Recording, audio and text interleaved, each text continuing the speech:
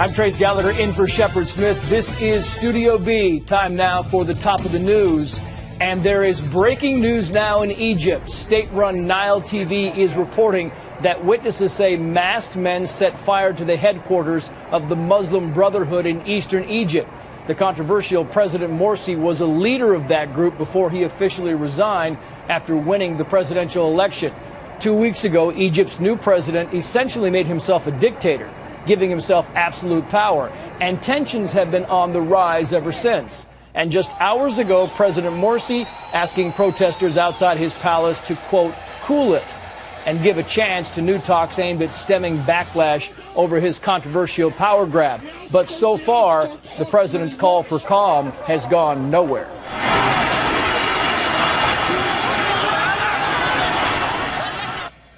You can see the president's supporters tearing down tents, protesters set up outside the presidential palace. The two sides throwing rocks and fire bombs at one another. Yesterday, opponents stormed the palace grounds. The president's backers in the Muslim Brotherhood then showed up in force and ready for a fight.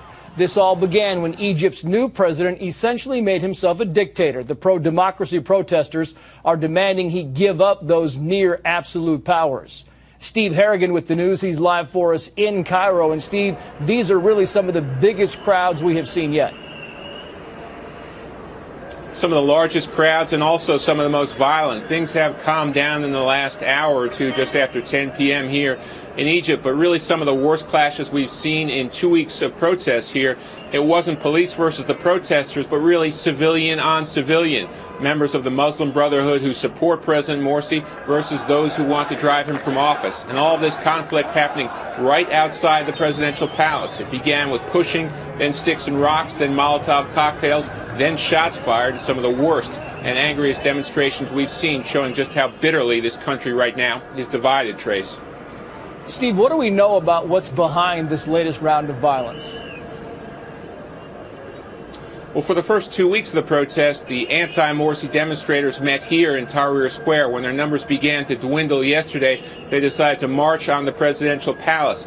Up until now, there's been a lot of restraint on behalf of the pro-Morsi supporters, that Muslim Brotherhood. That restraint was finally broken after the march on the palace, where the palace walls were written on with graffiti. They decided to take matters into their own hands instead of calling the police, and really moved in on force. The stick, rock, and later gun battle is exactly what followed, Trace. Steve Harrigan live for us in what is now late evening in Cairo. Steve, thank you.